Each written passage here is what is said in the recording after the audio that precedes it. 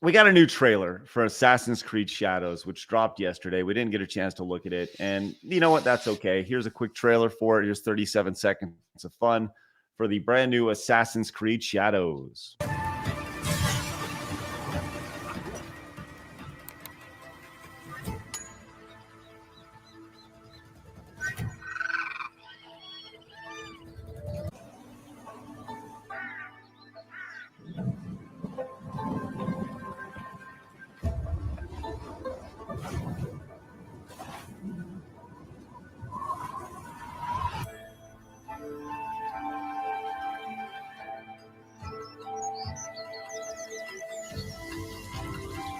Why no hip hop this time? That's a great question. They heard you. Yes, they heard everybody. It was ridiculous. Well, this game, I've said this many, many times. I think I'm not alone in this sentiment. I think this is going to be, this will underperform as Star Wars Outlaws did as well. What they say, Star Wars Outlaws underperformed, 55%? Is that what they said? It was 50. It did a very. Is that all? I think that's what they where it was at right there. I think that's a little high personally, but I don't think we seen sales figures yet for Outlaws. I don't think we have up until this point. Yeah, good luck with that. Right.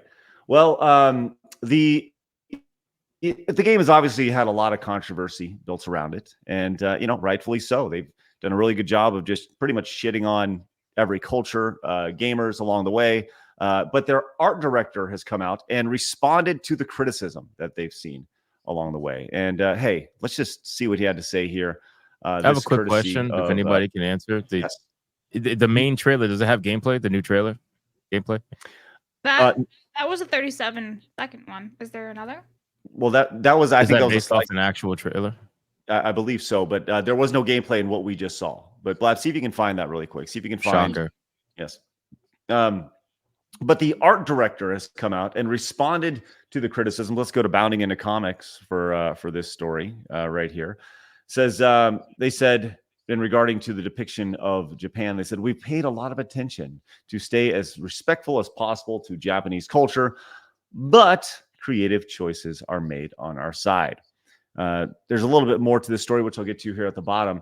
But the idea, I don't think anybody is upset about creative decisions being made. Look, we all understand at the end of the day, this is a video game, right? This is a video game. But there has been a lot of interesting choices made, so much so that they had to respond to the criticism over on X. And because it wasn't just like Gringo Whitey's upset about this. It wasn't Matt Kadish over here just yelling about Assassin's Creed. It was it was Japan. Gringo Whitey, Matt Kadish, yes. Well, actually, did you hear the cope though? Fire away. So the cope is that it actually is just Whitey's, but they're using Google Translate to speak in Japanese to pretend to be Japanese people.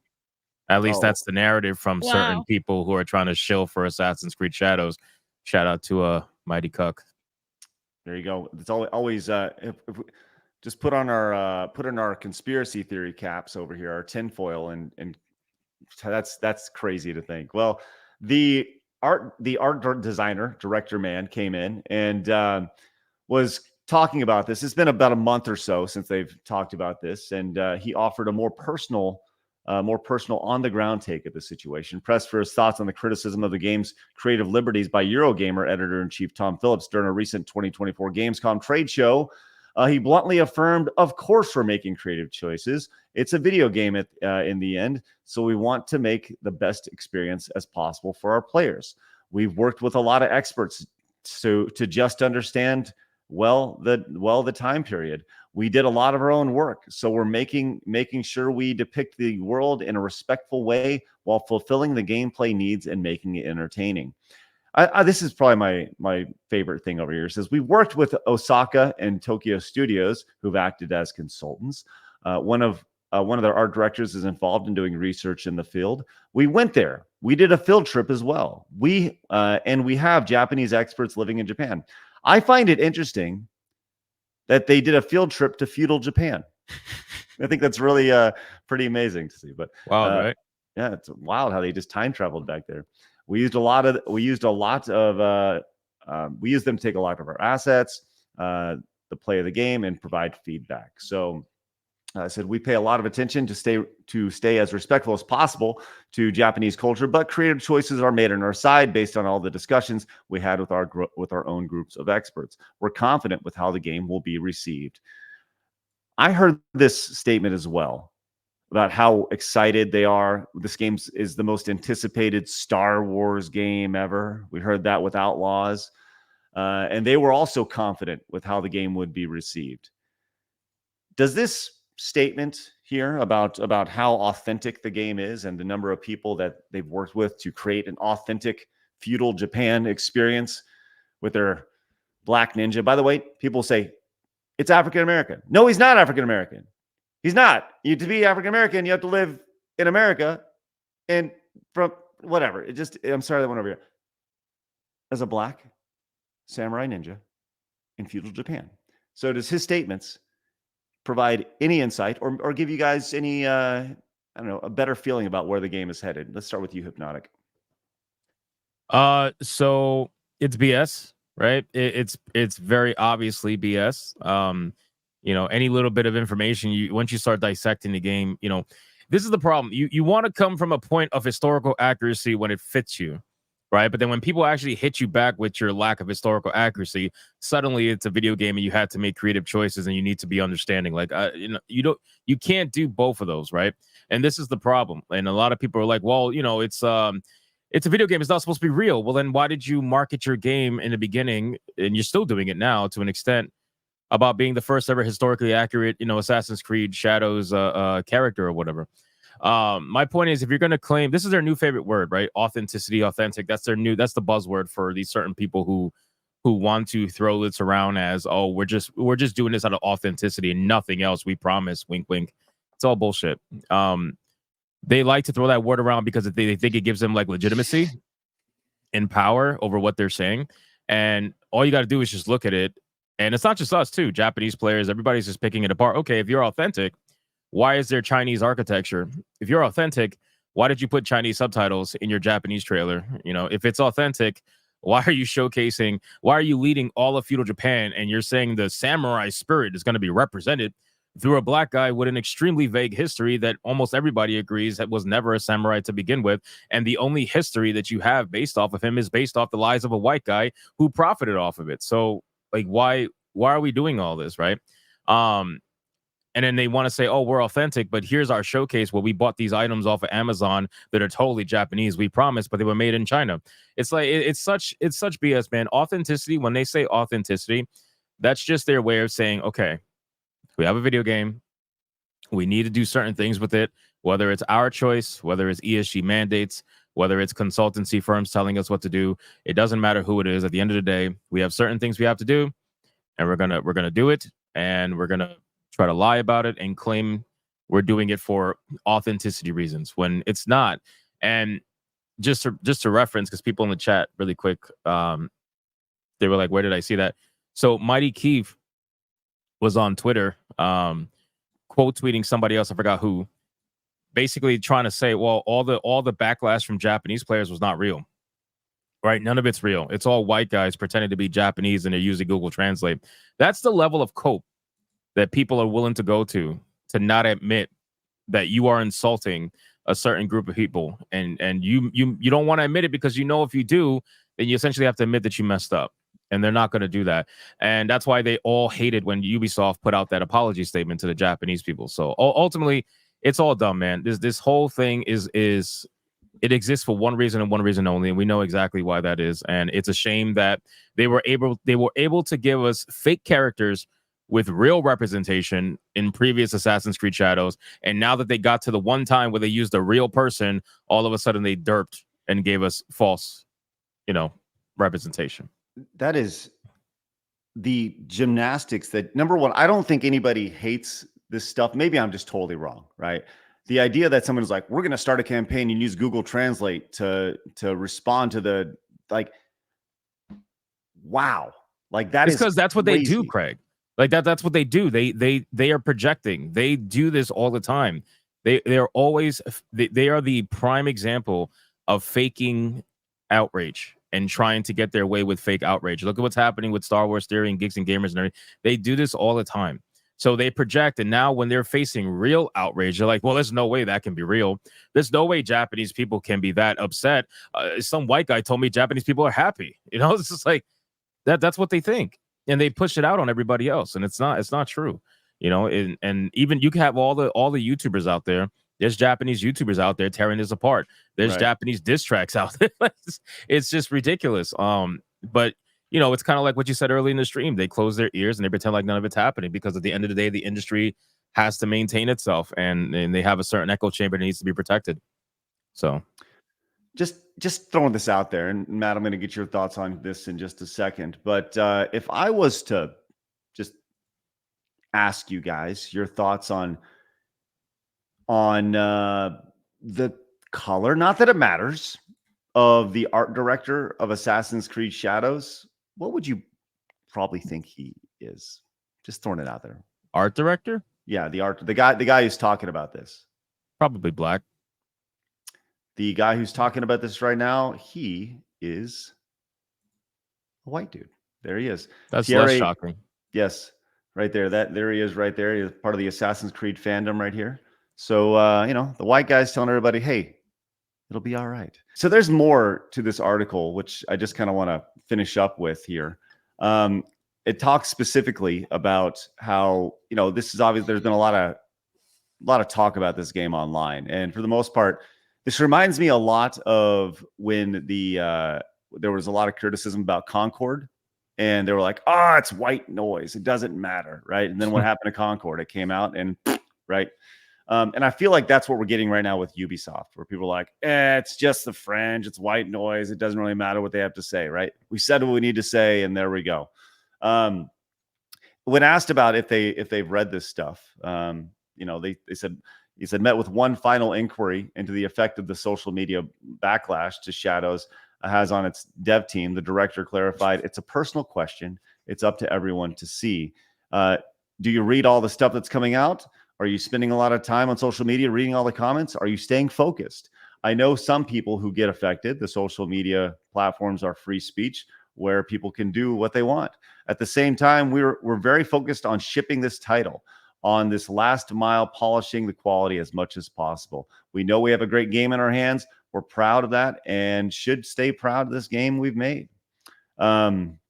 So, he's like, whatever, just stay focused on delivering the game, which honestly, I think if you're in that position, you probably should be saying. You should be saying, hey, just disregard everything that's going on. We're going to focus in on doing what's best for our product.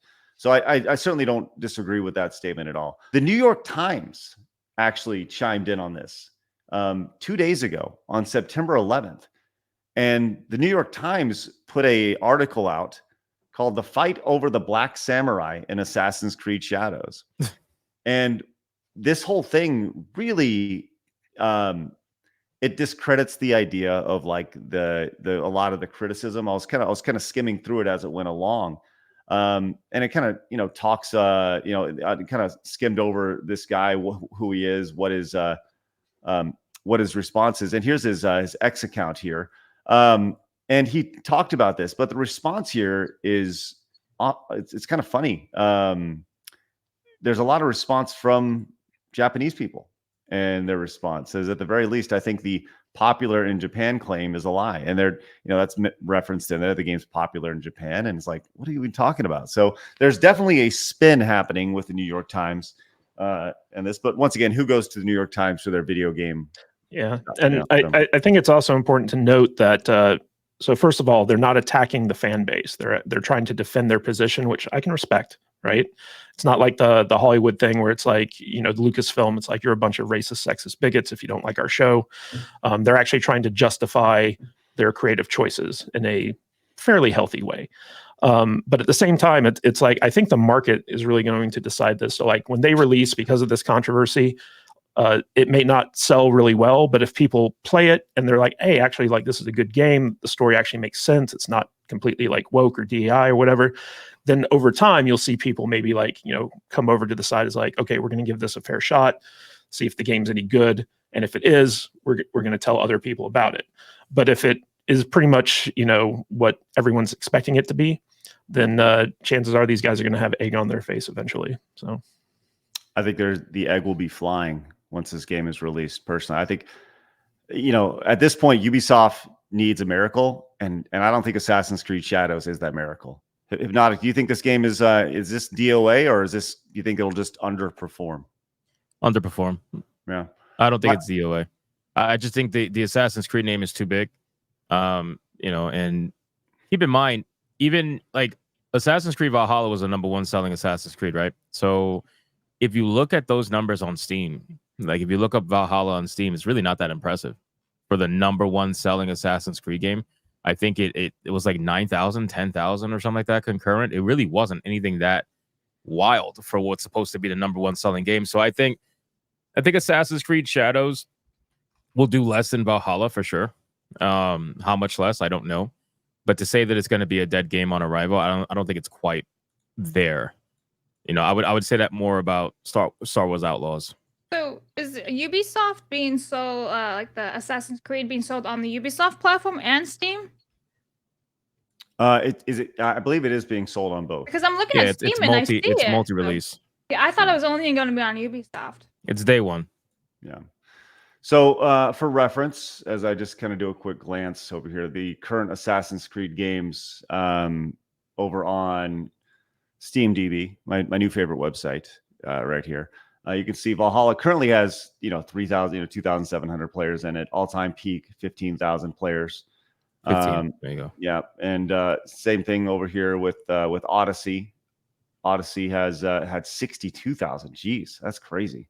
Now that's interesting considering, again, Valhalla was the #1 selling Assassin's Creed game. Yeah, even right now, there's 3,600 people playing Assassin's Creed 2. Black Flag right now has 1,100 players playing on it. Because Skull and Bones sucks. That's why. Dude, man.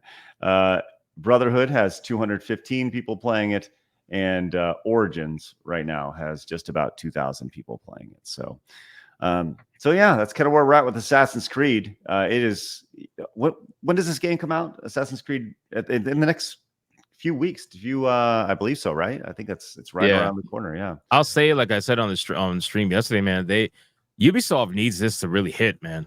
Their share is at $2.70 something. It is bad. It is bad. Yes. They are one of the lowest shared stocks in AAA gaming. Like it's really not looking good for them. So they're traded overseas right now. They're trading at 11.72. Here in the States, they're trading at $2.54. Oh, it went down. Oh my God. Yikes. It's so bad. Yeah, man. This is bad. This is a rough thing. Flickerbox kind of came in with this. As FYI, Tencent has 49.9% shares in Ubisoft and 5% voting rights. Man, that tells you pretty much everything you need to know right there. Keep in mind too, this company is sharing at $2.50 something a share, and it's already worth damn near nothing. GameStop's worth more, ironically. And on the investors call, one of the investors said, "Hey, how basically how are we looking on pre-order numbers? Are we looking good, or what's the expectations, or whatever?" And the CEO said, "Yeah, we don't discuss pre-order numbers." Imagine that from a company that is currently sharing at $2.50 something a share. The CEO says, "Yeah, no, we don't discuss that." I would have pulled out right away. If I 100% agree. I think that if they were great, they would have said something. Yeah. 100%. And if they're not, then you go, well, and well, I mean, regardless, someone's putting money into your company. You should say something instead of, "Oh, we don't discuss that." That's a ballsy freaking move for a company that's about to literally go broke by definition of the word, man. But it is what it is. Yeah. Elon Musk should buy them.